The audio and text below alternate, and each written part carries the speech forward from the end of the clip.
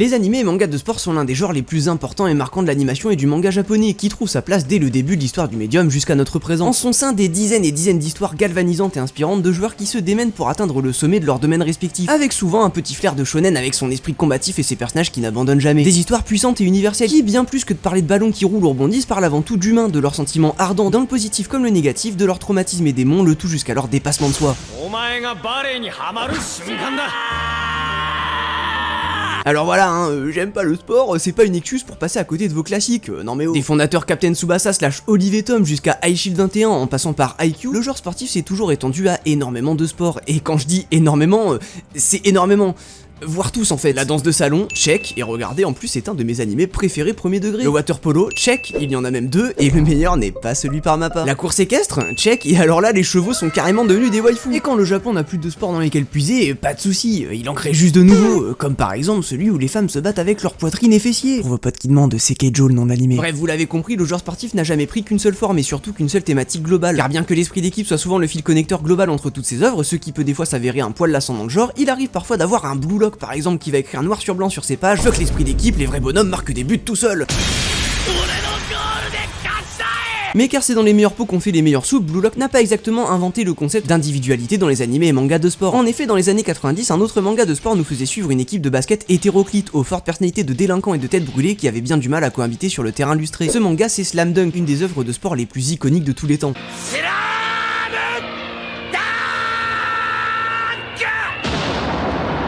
L'histoire nous fait suivre Sakuragi Hanamichi, un jeune délinquant avide de romance et avec une aversion pour le basketball qui va se retrouver à faire rebondir le ballon rond et intégrer l'équipe de son lycée, Shohoku, pour tenter d'impressionner Haruko Akagi, une fille pour laquelle il a le béguin. D'abord réticent et malgré son amateurisme, Sakuragi se démarquera par ses capacités physiques extraordinaires et réalisera au contact de son équipe et au fil des matchs que peut-être y a-t-il plus vis-à-vis du basketball qu'il ne l'imaginait. Dessiné d'une main de maître par Takehiko Inoue, l'auteur légendaire derrière Vagabond, l'œuvre transpire d'un style années 90, le tout avec une attention aux détails dans le trait qui ancre vraiment les personnages au chara-design varié et unique, l'univers réaliste ainsi que l'action vive dans la réalité. Malheureusement, bien que l'heure de gloire de Slam Dunk fût étincelante et qu'elle porte encore ses fruits aujourd'hui, il ne serait pas si osé de dire qu'elle a été coupée courte comparée à l'ampleur de ce qu'elle aurait pu être. En effet, en 93, Slam Dunk reçoit une adaptation animée pendant que sa parution en manga est encore en cours. Et en Full Metal Alchemist de 2003 style, vu que le manga n'avait pas encore de fin, l'anime ne s'est là même pas enquiquiné à faire de conclusion originale, mais c'est tout simplement arrêté avant le tout dernier match de l'œuvre. Depuis, Slam Dunk est évidemment rentré dans le panthéon des œuvres les plus impactantes du manga et de l'animation japonaise, mais c'est finalement retrouvé relégué à une sorte de classique un petit peu niche, chez nous en tout cas, qui n'a jamais eu de fin en animé. Heureusement, c'est dans les vieux pots qu'on fait les meilleures soupes, comme je l'ai dit, alors pour redonner à ce classique le blason doré qu'il mérite et aussi pour nous rappeler tout ce qu'il y a de mieux dans le manga de sport, le film The First Slam Dunk sorti le 3 décembre 2022 a pour vocation d'adapter enfin le dernier match de Slam Dunk, exactement 26 ans après la fin de son animé. Le tout dans ce qui se veut également être une porte d'entrée pour les novices à l'œuvre, comme l'indique son titre, The First Slam Dunk. Pouvez-vous nous proposer une traduction? Le premier Slam Dunk. Avec un dernier match en apothéose à adapter, 5 personnages à développer de zéro et de nombreux changements vis-à-vis de l'œuvre originale, notamment quant à qui sera son protagoniste, ce film a tout pour être un bordel surchargé et échoué. Pourtant, je suis un novice total à Slam Dunk, j'ai jamais lu le manga original ni vu l'anime de 93, et j'ai trouvé que ce film était une pièce maîtresse de cinéma d'animation qui, non content de ravir les fans de longue date, saura aussi conquérir les cœurs des nouveaux venus comme le mien grâce à une balance parfaite entre tous les éléments avec lesquels il doit jongler. Salut à tous, je suis le Grand Gnocchi et aujourd'hui je voulais vous parler de The First Slam Dunk, un film que j'ai vu tout récemment et que j'ai aimé de tout mon cœur. Grâce à lui, on pourrait même dire que ouais, je suis devenu fan de basketball. Ok, vas-y, cite-moi un basketteur pour voir. LeBron James. Le film The First Slam Dunk est réalisé par Takehiko Inoue, l'auteur donc du manga, et produit par Toshiyuki Matsui. La genèse du projet commence réellement en décembre 2014. Après plusieurs propositions de Matsui au fil des années, Takehiko Inoue finit par céder et accepte enfin son projet de film Slam Dunk qui continuerait l'intrigue là où l'anime s'était arrêté. C'est dès le premier prototype que le doigt fut mis sur la 3D afin de faire bouger en simultané le grand nombre de joueurs sur le terrain, sans interruption, de manière réaliste et immersive, chose impossible pour un animé en 2D. C'est cependant seulement le deuxième prototype qui est finalement accepté par Inoue, mêlant séquences en 3D pour les scènes avec beaucoup de mouvements telles que celles de basketball et en 2D pour celles de vie quotidienne, plus centrées sur les personnages, le tout afin d'apporter le meilleur des deux mondes. Afin d'assurer une fidélité au manga et à ses personnages, aussi bien visuelle que narrative, Matsui suggère que Inoue réalise et scénarise le film. Mais Inoue, dans son processus de création pour le film, ne se contentera pas juste d'être fidèle à ses travaux passés, il veut les amener un pas plus loin.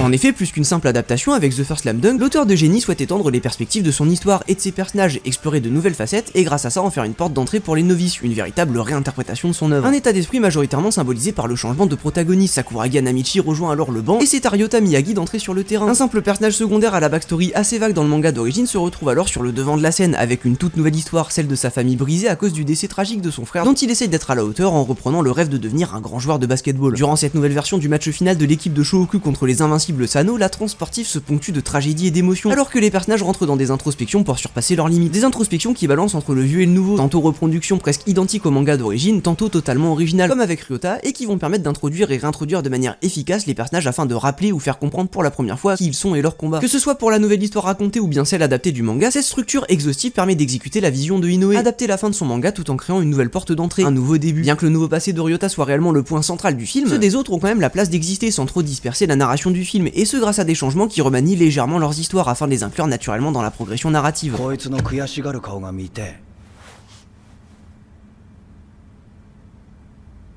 Ce qui est sûr, c'est que oui, The First Slam Dunk est conçu pour être regardé sans avoir jamais rien vu de l'original, et nous y viendrons plus en détail, mais à ça c'est une superbe porte d'entrée, qui bien que manquant de certains détails, et forcément de l'attachement qu'une série de 100 épisodes ou un manga de 276 chapitres peuvent apporter, fait un job colossal pour introduire correctement et rendre attachant ses personnages. Afin de réaliser ce pari délirant, c'est le studio Dandelion Animation qui réalise le film aux côtés d'Inoue. Accompagné de l'expertise narrative de l'auteur, le studio livre un film impressionnant en termes de réalisation, notamment avec sa 3D crayonnée qui semble tout droit sortie du manga. Et en même temps, vu leurs antécédents dans le monde de la 3D, c'est sans grande surprise. En effet, puisqu'ils avaient déjà réalisé Penguin the City.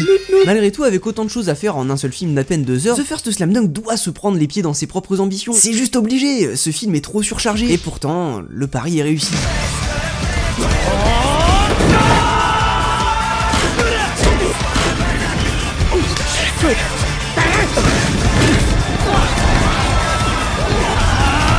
Un seul match de basketball. Alors oui, le plus important de tous dans le manga qu'est Slam Dunk, mais c'est malgré tout ce seul point d'ancrage central qui permet à la narration, malgré ses vagabondages, de ne jamais se perdre et toujours revenir à bon port pour développer le propos central du film. Une bande de parias, tous différents et qui n'ont pas spécialement une entente fusionnelle, mais qui mettent leurs individualités au service des uns des autres pour que le chaos ne forme qu'un sur le terrain. Une quête d'identité pour affirmer sa place dans le monde au travers du basketball et du sport de manière générale. Une quête particulièrement vraie pour le nouveau protagoniste de ce film, Ryota Miyagi, un adolescent tourmenté qui a eu une enfance troublée. En effet, car lorsque son père décède alors qu'il n'est qu'un enfant, son frère aîné, Sota, est le plus grand pilier sur lequel se repose sa mère, sa sœur cadette et lui-même. Fan de basketball, celui-ci s'entraîne quotidiennement avec Ryota comme une sorte de thérapie afin de leur permettre d'avancer. Cependant, un jour, alors que Sota part pêcher en mer avec des amis, Ryota, vexé que son frère abandonne leur entraînement, lui hurle de ne plus jamais revenir.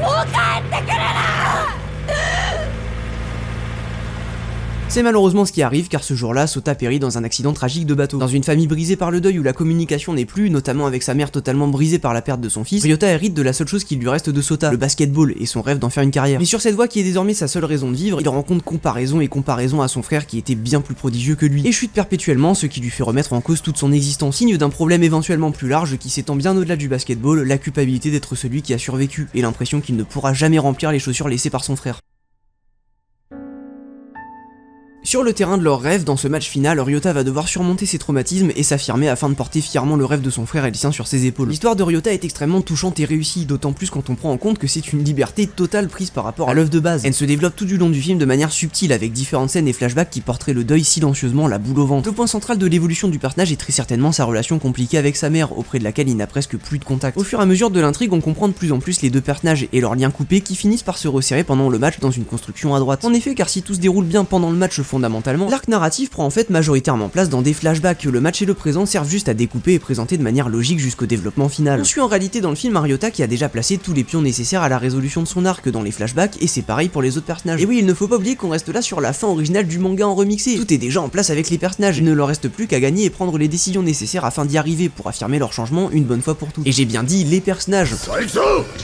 En effet, Ryota n'est pas le seul joueur du terrain, il est accompagné par les autres personnages de l'œuvre originale. Sakuragi Hanamichi, notre ancien protagoniste, Kaede Rukawa, son grand rival, Takenori Akagi, le capitaine d'équipe, et enfin Hisashi Mitsui, le pro des paniers à 3 points. Chacun de ces personnages ont le droit à leur passage sous la lumière dans le film pour les recontextualiser et nous faire comprendre qui ils sont et pourquoi ils se battent pour la victoire. Bien que l'on voit clairement la différence de traitement entre ces histoires assez expéditives narrativement et celles de Ryota extrêmement développées et travaillées sur le long terme, le film fait tout de même un excellent travail à balancer et présenter cette bande de personnages déjà tous développés et façonnés par les événements de l'œuvre originale, avec de nombreux flashbacks qui en retracent les événements. La cohésion narrative parvient à être maintenue grâce à l'arrangement du film qui fait en sorte que presque à chaque fois que l'on présente un personnage, c'est par le biais de Ryota. C'est comme ça par exemple que l'on découvre Akagi, son capitaine sévère mais qu'il est pour tirer le meilleur de ses joueurs.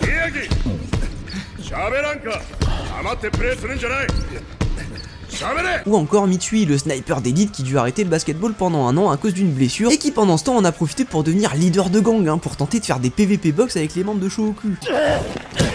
Malgré tout, il faut bien l'avouer, la manière dont le film traite ses personnages à part Ryota est loin d'être parfaite. Il ne sera pas rare d'avoir le droit à certaines scènes qui peuvent sembler quelque peu incomplètes ou maladroites, essayant de jongler avec cette nouvelle version et l'original dans un film qui ne leur donne malheureusement par définition pas le temps nécessaire pour tout recontextualiser et briller. En effet, dans le cas d'Akagi et Mitsui que j'ai cité, on comprend leur caractère et leurs objectifs de manière générale, mais beaucoup de détails vont échapper à ceux qui ne connaissent pas l'œuvre originale. C'est le cas pour Mitsui, qui pour quelqu'un qui n'a jamais vu ou lu Slam Dunk passera juste pour un mec qui casse la gueule à des gens sans raison et qui passe à tabac notre protagoniste bien plus développé et attachant que lui, ce qui le rendra assez difficile à comprendre et à apprécier, et ce même s'il est le goat qu'il pense être dans le présent sur le terrain avec ses paniers à 3 poids, le sniper quoi. Akagi souffre des mêmes problèmes, bien que sa nature dure mais bienveillante brille tout particulièrement dans le film, on ne connaît pas certaines des frustrations et difficultés qu'il a pu rencontrer par le passé et qui peuvent le motiver à vouloir gagner contre Sano. Mais qu'on soit bien clair, ces deux personnages sont très chanceux comparés aux deux autres restants. En effet, Rukawa pour sa part n'aura jamais le droit à quelque chose de plus creusé que le basket c'est toute sa vie et il veut battre l'as de Sano Eiji Sawakita. Quant à Sakuragi, l'ancien protagoniste du manga, il n'a vraiment pas grand chose à se mettre sous la dent non plus, il fait le singe pendant tout le match et si on ne connaît pas l'œuvre de base, impossible de deviner que c'est censé être lui le personnage principal. Mais bon, pour faire l'avocat du diable, je dirais que pour Rukawa, sa motivation est bien introduite et toujours en rapport avec l'arc de Ryota qui a hérité de la même volonté de battre Sano par son frère.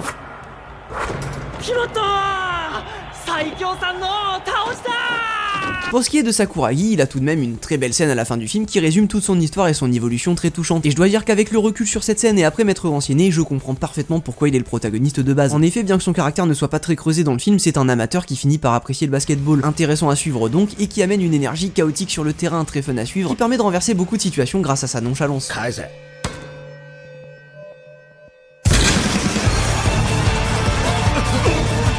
Des qualités qui ne sont pas présentes pour les antagonistes du film, Sano très sous-développé et sur lesquels on n'apprend jamais plus que ce sont les plus forts. La seule exception étant l'as de l'équipe, invaincu et qui connaîtra l'amertume pour la première fois dans un petit arc expéditif mais quand même bien présent. Malgré ces déconvenus, la plus grande qualité de ce film avec ses personnages est comment ils sont développés naturellement au fil du match. Certains beaucoup, d'autres pas tellement, voire pas du tout, c'est assez inégal mais au moins organique et toujours commis à donner au minimum un moment pour briller à chaque joueur important afin qu'ils montrent l'entière étendue de leur capacité, que ce soit les paniers à 3 points de Mitsui ou le jeu perso et sauvage de Rukawa pour ne citer que. De plus, les relations portrayées entre les joueurs sont tangibles et attendrissantes, et ce, juste avec ce qu'on voit à l'écran. Des développements subtils tels que Ryota qui ne parvient pas à passer la balle à Akagi au début du film, à cause d'une passe trop compliquée, et qui finit par la lui transmettre avec succès pendant le match contre Sano. Le tout suivi d'un moment de complicité entre les deux, vraiment cool à voir. Oui, la grande qualité de ce film avec ses personnages, assez ironiquement, c'est le match en lui-même, qui sert de toile cohésive pour les lier entre eux et portrayer leur combat de manière prenante dans les événements et la réalisation quand la narration n'a pas forcément eu le temps de le faire. La bonne concession pour un film qui doit jongler avec autant de choses, d'autant plus réussi qu'il n'y a pas une seconde qui se déroule sans que ce fameux match prenne aux tripes avec une immersion complète et haletante. Une facette possible à réaliser grâce à l'utilisation de la 3D qui modifie complètement les possibilités de réalisation et de mise en scène par rapport à un animé en 2D. En effet, comme dans un véritable match de basketball, il est possible ici de suivre à chaque instant dans de longues séquences les 10 joueurs présents sur le terrain, dans tous leurs faits et gestes, avec toute la lourdeur et l'expression nécessaires à leurs différents mouvements. Oui, l'action crève tout simplement l'écran, et plus que juste la 3D, on doit aussi cela à l'utilisation de la motion capture. La motion capture est un processus consistant à enregistrer les positions et mouvements d'un acteur bien vivant afin de les reproduire sur une contrepartie virtuelle telle qu'un modèle 3D. L'utilisation d'une telle technologie témoigne de l'état d'esprit derrière le film, reproduire le plus réalistiquement un match de basketball. D'autant plus appuyé lorsqu'on sait que l'équipe du film a reçu l'aide de joueurs de basketball professionnels afin de s'assurer que le jeu était représenté le plus fidèlement possible à l'écran. Alors vous l'aurez compris, on est ici bien loin des terrains qui font 40 km et des personnages qui manifestent limite des super pouvoirs dessus. Dans un animé en 2D, animer les mouvements de 10 personnages qui bougent constamment sur le terrain dans de longues séquences est tâche herculéenne, voire impossible à rendre dans les plannings serrés de l'animation japonaise. D'où le fait que ces animés utilisent des ressorts de mise en scène tels que beaucoup de monologues ou de l'animation limitée avec par exemple des effets pour traduire l'intensité. Des concessions logiques et pas forcément dérangeantes, mais pour l'histoire que voulait raconter The First Slam Dunk, cela aurait enlevé le côté cru du match qui fait s'exprimer ses émotions de manière brute. La 3D du film peut rebuter à première vue, de par l'utilisation générale de la technologie dans le médium pas toujours glorieuse qui peut faire peur, mais aussi parce que ces trailers ne rendent pas honneur au rendu, avec ces courts extraits qui ne représentent pas l'immersion que l'on ressent en regardant réellement le long métrage. Ceci dit, c'est certainement un coup à prendre, je ne vais pas dire le contraire. La 3D peut se révéler perturbante, notamment au début du film, et de manière générale dans des moments de basket hors du match où la caméra a tendance à être éloignée. Ce sont des moments où l'immersion se casse malheureusement à cause de mouvements trop lents et distrayants et aussi d'un rendu à la limite de l'aliasing. Cependant, c'est lorsqu'on rentre dans le véritable match que tout change, on oublie très vite ce qu'il y a eu avant, on commence à s'habituer au rendu et surtout prendre son pied lorsqu'on se rend compte avec exaltation que sur le terrain, avec les mouvements détaillés des personnages ainsi que la mise en scène extrêmement intense souvent en plan séquence, l'illusion est parfaite. Avec l'animation excellente et expressive des personnages dans leurs mouvements et leurs émotions, nous voilà plongés en plein milieu d'un match que l'on peut suivre dans les moindres mouvements, la moindre action, dans un mix parfait entre la fluidité d'un véritable match de basket et la réalisation méticuleuse d'un animé. Je ne peux pas faire honneur à quel point il est satisfaisant et impressionnant de regarder The First Slam Dunk, mais je peux au moins vous dire sans aucun doute que je n'ai jamais autant aimé voir des maillots se friper dans tous les sens, et blague à part, c'est le genre de détail qui joue beaucoup dans le fait de transmettre le réalisme du match. Tout bouge constamment dans des longues séquences avec une mise en scène frénétique qui aurait tout simplement été impossible pour un animé en 2D. Mais le film ne renie pas pour autant ses racines d'animation japonaise, et comme pour garder malgré tout le meilleur des deux mondes, il utilise deux choses. La première, ce sont des smears directement intégrés sur la 3D. Les smears, ce sont des intervalles d'animation où le sujet se déforme afin de donner une sensation de flou de mouvement et donc d'intensité, ou bien dans ce cas-ci, de vélocité. En effet, si vous faites bien attention, il est extrêmement fréquent dans le film de voir les contours des joueurs se déformer un peu pour donner le punch dont manque de manière inhérente la 3D. Cette première chose fait finalement le pont avec la deuxième, la volonté de garder une facette d'animation en 2 dimensions dans le film. Car en plus des smears présents sur les séquences en 3D, le film est entrecoupé, comme je l'avais mentionné durant l'explication de sa création, par des séquences entièrement en 2D pour les séquences de vie quotidienne. Un mix bien senti qui permet de souligner la différence entre les scènes erratiques de basket et la mélancolie silencieuse des scènes de vie normale. Une juxtaposition voulue entre deux styles d'animation très différents qui nous fait revenir dans la réalité froide et silencieuse de manière ponctuelle. Le style d'animation 2D est simple et manque de détails comparé à celui en 3D, ce qui peut un peu décontenancer à première vue. Ceci dit, c'est comme pour le style en 3D, une question d'habitude, et sa simplicité sert parfaitement la narration du film. Le côté figé est voulu, les couleurs froides et déprimantes le sont aussi, et sont d'ailleurs aussi présentes sur le terrain de basket en 3D. La désaturation du film de manière globale sert à poser le décor et l'atmosphère pour le deuil que Ryota va devoir surpasser. Un deuil portrayé à l'image de ses couleurs de manière subtile et muette, pour d'autant plus appuyer la souffrance des personnages qui ne parviennent plus à communiquer ni à exprimer correctement leur tristesse.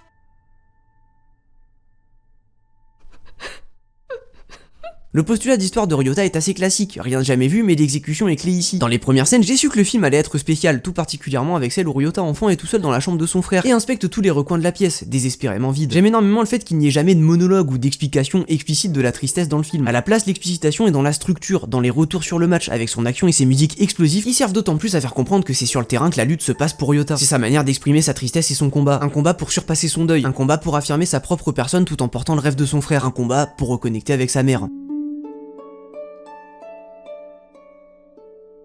Le silence suivi de l'explosion rend d'autant plus tangible et palpable la guerre psychologique que vit Ryota durant le film. Une structure qui s'étend au-delà de Ryota et surtout de la réalisation jusque dans le sound design et la musique du film. Car c'est quand les sons des chaussures qui couinent sur le terrain et ceux du ballon qui rebondit se coupent totalement que l'intensité prend en ampleur avant de se construire de nouveau petit à petit avec le retour de l'audio.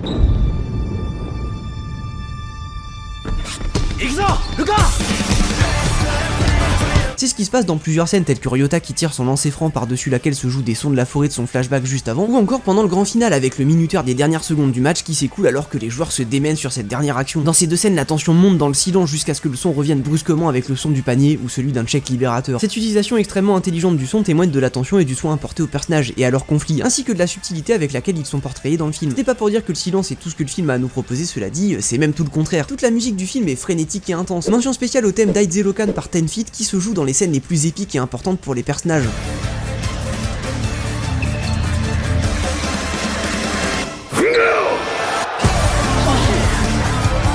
Ce thème est tout simplement exceptionnel, galvanisant et erratique comme une manifestation de la transe du sport, du dépassement de soi et de trouver la destination que l'on cherche tant à atteindre au travers. C'est simple, depuis que j'ai vu le film, je l'écoute en boucle à longueur de journée. Pour conclure, The First Slam Dunk est selon moi et pour toutes ces raisons un véritable chef-d'œuvre d'animation qui conclut la vieille adaptation du manga en anime tout en lui donnant un second souffle avec une toute nouvelle interprétation ouverte aux novices. C'est un film avec énormément de cœur et de soin apportés non seulement à ses personnages mais aussi à la représentation du sport qu'ils aiment tant, le basketball. Une pièce maîtresse d'animation qui tire son épingle du jeu avec son utilisation méticuleuse de la 3D et de la motion capture pour représenter le plus fidèlement un match de basketball. Un film subversif qui n'a pas peur d'utiliser des idées de mise en scène et de sound design extrêmement marquées pour amplifier de manière subtile et puissante ses moments les plus marquants. Une véritable bouffée d'émotion et de frénésie où le sport se mêle au drame dans une structure parfaitement balancée malgré la surcharge de choses avec lesquelles le film doit jongler. Adapter la fin d'un manga tout en faisant une porte d'entrée pour les novices. Avec un match final à adapter, 5 personnages bien distincts à balancer, leurs liens à représenter et une toute nouvelle histoire rythmée par un nouveau protagoniste, le tout en seulement 2 heures de film, cela aurait dû être un échec cuisant. Et pourtant, j'ai regardé The First Slam Dunk et je suis maintenant fan de basketball.